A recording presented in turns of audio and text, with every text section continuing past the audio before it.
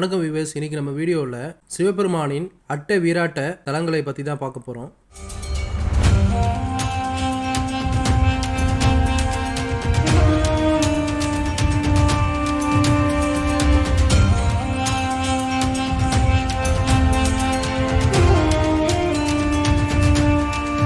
முருகனுக்கு எப்படி அறுபடை வீடுகள் இருக்கிறதோ அதே போல ஈசன் அருள் பாலிக்கும் அட்ட வீராட்ட, அதாவது 8 திருத்தலங்களை பத்தி தான் பார்க்க போறோம். படைத்தல், காத்தல், அழித்தல், மறைத்தல், அருளல் எனும் 5 செயல்களை புரியும் சிவபெருமான் தமது லீலைகள் மூலம் பலருடைய ஆணவத்தை அடக்கி பக்தர்களை காப்பாற்றி இருக்கிறார். குறிப்பாக பிரம்மா, அந்தகாசுரன், திரிபுர அசுரர்கள், தட்சன், ஜலந்திரன், மன்மதன், காலன், கஜமுகாசூரன் ஆகியோரின் ஆணவத்தை அடக்கி ஆட்கொண்ட தலங்களே அட்ட வீராட்டன தலங்கள் என்று அழைக்கப்படுகின்றன.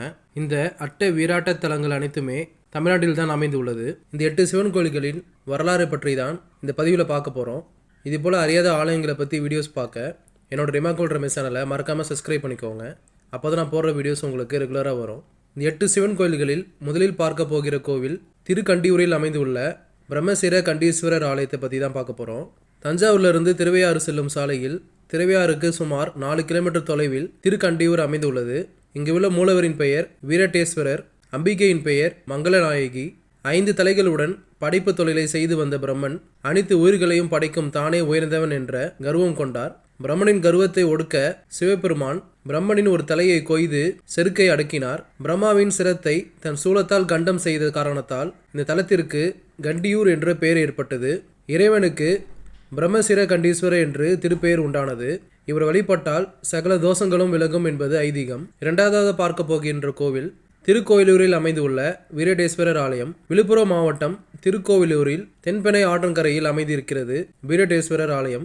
வீரட்டேஸ்வரர் சுயம்பாக அருள் பாலிக்கிறார். இறைவன் வீரட்டேஸ்வரர், அம்பிகையின் பெயர் பெரியநாயகி, மற்றொரு பெயர் சிவனானந்தவல்லி. அந்தகாசுரனை கீழே தள்ளி அவன் மேல் சூலாயுதத்தை ஏவும் நிலையில் அந்தகாசுர சமார மூர்த்தியாக காட்சியளிக்கிறார். அந்தகாசுரன் என்பவன் இறைவனிடம் வரம் பெற்று செருக்கில் உலகத்தில் உள்ள அனைத்து ஊர்களையும் துன்புறுத்தினான்.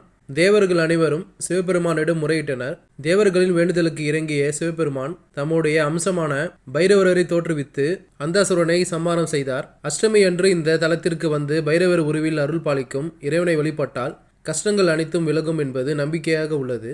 மூன்றாவது பார்க்க போகின்ற கோவில் திருவதிகை என்ற ஊரில் அமைந்துள்ள வீரட்டானேஸ்வரர் ஆலயம். கடலூர் மாவட்டம் பன்ருட்டிலிருந்து 2 கிலோமீட்டர் தொலைவில் கெடிலம் ஆற்றங்கரையில் அமைந்திருக்கிறது இந்த ஆலயம். இந்த தலத்திற்கு அருளும் இறைவன் திரிபுர அசுரர்களை சம்மாரம் செய்தார். மேலும் திருஞான சம்பந்தருக்கு திருநடனமாடியும் அப்பருக்கு ஏற்பட்ட சூளை நோயை தீர்த்தும் அருள் புரிந்து உள்ளார். இறைவனின் திருப்பெயர் வீரட்டானேஸ்வரர், அம்பிகையின் பெயர் பெரியநாயகி, திரிபுர சுந்தரி ஆகும். திரிபுர அசுரர்கள் பிரம்மனிடம் வரம் பெற்று தங்கம், வெள்ளி, இரும்பு ஆகியவற்றிலான பறக்கும் கோட்டைகளை பெற்றனர். 3 கோட்டைகளிலும் முப்புறம் என அழைக்கப்பட்டன. முப்புறத்தை பெற்ற ஆணவத்தால் மூவரும் தேவர்களை துன்புறுத்தி வந்தனர். தேவர்கள் சிவபெருமானிடம் முறையிட்டனர். சிவபெருமான் 3 கோட்டைகளையும் தம்முடைய புன்னகையால் எரித்து அசுரர்களை சமாரம் செய்தார். சிவபெருமான் முப்புறங்களை அளித்த இந்த தலத்திற்கு வந்து வழிபட்டால் நம் மனதில் இருக்கும் தீய குணங்கள் நீங்குவதுடன் வயிறு தொடர்பான பிணிகளும் நீங்கும் என்பது பக்தர்களின் நம்பிக்கையாக உள்ளது. அடுத்ததாக பார்க்க போகின்ற கோவில் கீழப்பரசலூர் என்ற இடத்தில் அமைந்துள்ள திருப்பரையலூர் வீரட்டானேஸ்வரர் ஆலயம்தான். காவிரி தென்கரையில் அமைந்திருக்கிறது இந்த திருக்கோயில். மயிலாடுதுறையிலிருந்து 14 கிலோமீட்டர் தொலைவில் இருக்கிறது பரசலூர். திருப்பரையலூர் என்பது புராண பெயர். பரசலூர் என்று இப்பொழுது அழைக்கப்படுகிறது. சிவபெருமான் தட்சனின் கர்வத்தை அடக்கிய தலம் இது. மூலவரின் பெயர் வீரட்டானேஸ்வரர், அம்பிகையின் பெயர் இளங்கொம்பனையால். தர்சன் தன் மாப்பிளையான சிவபெருமானை மதிக்காமல் அவருக்கு சேர வேண்டிய அவிர் பாகத்தை கொடுக்காமலும் ஒரு யாகம் செய்கின்றார். அதனால் கோபம் கொண்ட சிவன் வீரபத்திரர் மூலம் தட்சனின் யாகத்தை நிறுத்தி யாகத்தில் பங்கு கொண்ட தேவர்களையும் அளித்ததுடன் தட்சனின் தலையும் கொய்து அவனது அங்காகாரத்தை அடக்கிய தலம் இது. தட்சனின் தலையை பறித்ததால் திருப்பரையலூர் எனவும் அழைக்கப்படுகிறது. இந்த தலத்திற்கு வந்து சுவாமிக்கும் அம்பிகைக்கும் அபிஷேகம் செய்து வழிபட்டால் மகிழ்ச்சியான இல்லற வாழ்க்கை அமையும் என்பது பக்தர்களின் நம்பிக்கையாக உள்ளது. அடுத்ததாக பார்க்க போகிற கோவில் திருபிற்குடி என்ற இடத்தில் அமைந்துள்ள வீரட்டானேஸ்வரர் ஆலயம். இந்த தலம் காவிரியில் தென்கரையில் அமைந்திருக்கிறது. திருவாரூரிலிருந்து சுமார் 14 கிலோமீட்டர் தொலைவில் உள்ளது திருவிற்குடி.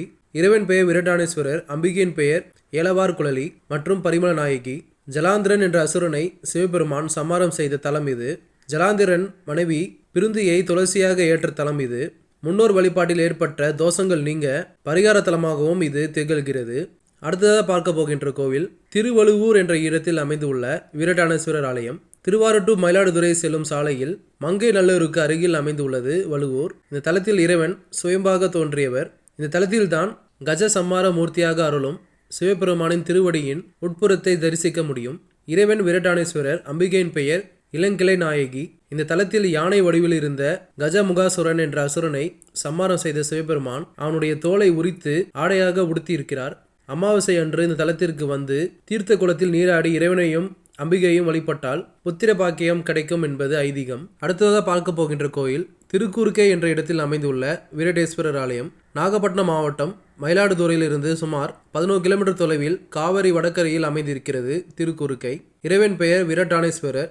அம்பிகையின் பெயர் ஞானாம்பிகை. கைலையில் தவத்தில் ஆழ்ந்திருந்த சிவபெருமான் தவம் கலைந்து பார்வதி தேவியின் மணந்து கொள்ள வேண்டும் என்பதற்காக தேவர்களின் தூண்டுதலின் பெயரில் மன்மதன் புஷ்ப பானங்களை சிவபெருமான் மீது தொடுக்க தியானம் கலைந்ததால் சினம் கொண்ட சிவபெருமான் மன்மதனை எரித்த தலம் இது.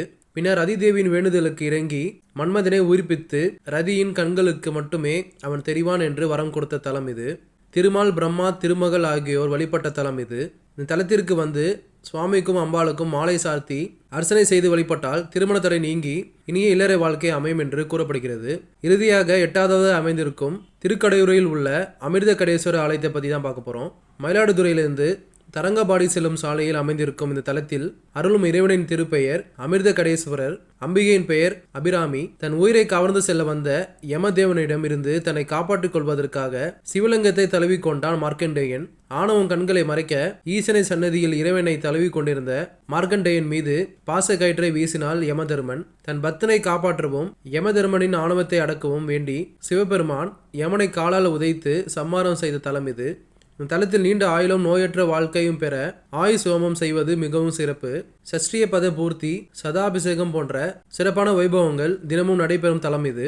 இத்தனை பெருமைக்குரிய சிவபெருமானின் அட்டை வீராட்ட தலங்களை தரிசித்து வழிபட்டால் கருமேங்களாக நம்ம மனதை மறைந்திருக்கும் ஆணவம், கண்மம், மாயை ஆகியவை மூன்றும் வென்று இறைவனின் திருவருளை பெற்று சிறப்புற வாழலாம் என்று கூறப்படுகிறது. நீங்களும் வாய்ப்பு கிடைக்கும் போது இந்த 8 கோயில்களுக்கும் சென்று நேரில் தரிசனம் செய்யுங்கள். மீண்டும் இது போல அற்புதமான ஆலயத்தில் சந்திக்கலாம். தொடர்ந்து இது போல ஆலயங்களை பற்றி வீடியோஸ் பார்க்க என்னோட ரிமார்க்கபிள் ரமேஷ் சேனலை மறக்காம சப்ஸ்கிரைப் பண்ணிக்கோங்க. இந்த பதிவு பிடிச்சிருந்தா லைக் பண்ணிட்டு உங்கள் ஆன்மீக நண்பர்களுக்கு ஷேர் பண்ணிடுங்க. ஓம் நமசிவாய. நன்றி, வணக்கம்.